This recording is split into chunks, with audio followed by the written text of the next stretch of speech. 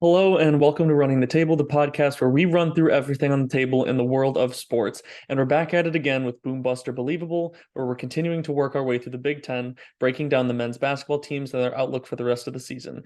At preseason number 7, today we're breaking down the Iowa Hawkeyes.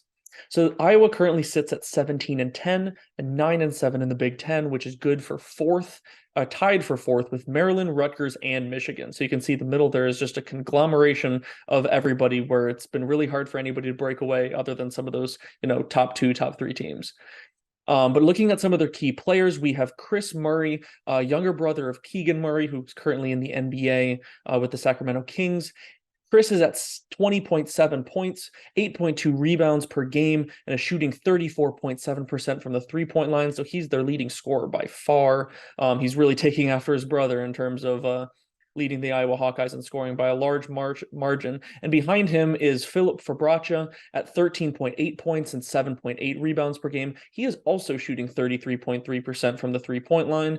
Tony Perkins, one of their main guards, is at 11.7 points per game and 3.7 rebounds per game, as well as 2.6 assists per game. So he does a little more of leading the helm at the point, as well as 1.4 steals per game.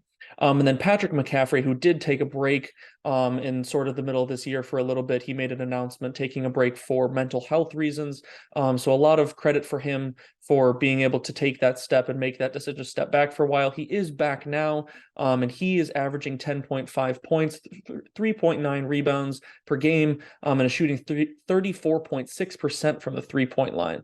So they got a lot of guys that can shoot the three ball, and we'll talk about that a little bit later. But their offense is very, very potent, and that brings us to the Ken Pom rankings, where Iowa's fifth in the country in adjusted offensive efficiency, which is really, really impressive.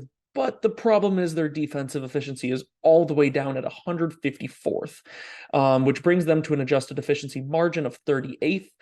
Their adjusted tempo is 50th, so they really do like getting up and down the floor. They really want to push the ball as much as possible. And their strength of schedule is 24th. So they have had one of the more difficult schedules in not only the country, but also in the Big Ten, because most of the Big Ten teams have not had anything higher than in the 20s or teens. And that brings us to our key wins and losses, where earlier on in the year, back in December, they had a home win against Iowa State, 75-56 in that in-state rivalry.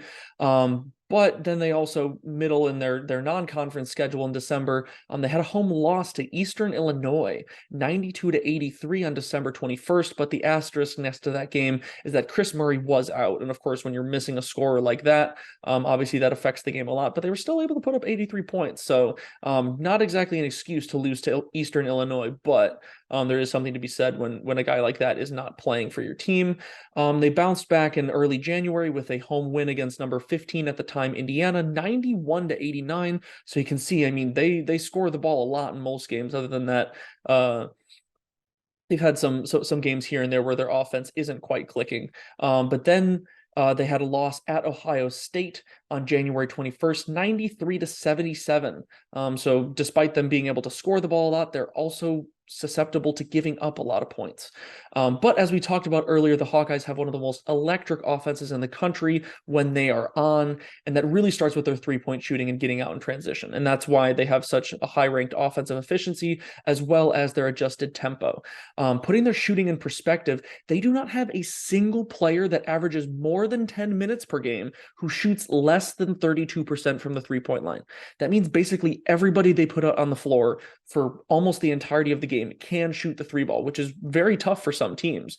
But they also love getting out in transition for quick hitters and transition threes before the defenses get set. And that's why you see their adjusted tempo so high. If you allow them to get out in the break, they are going to pass it around you, over you, run past you, whatever they can to try to not play against your set defense. But on the flip side, they also don't really have a traditional center. And that's part of the reason why they shoot the three ball so well. But that can get them in trouble defensively, similar to Michigan State, since their tallest player who plays any significant amount is Filip Fabracha at 6'9". So their shortcoming is whether they can simply outscore their opponent. In the past, Hawkeye teams have been known for their high energy press that can cause their opponents to turn the ball over a lot. I know Purdue has had a lot of difficulties with that in the past, but they average 6.8 steals per game this year, so that just hasn't quite been the case. Obviously, that doesn't necessarily show how many times that they could just get the other team to, throw the ball away or travel or something like that. But it's not quite the Iowa Hawkeyes that we're used to.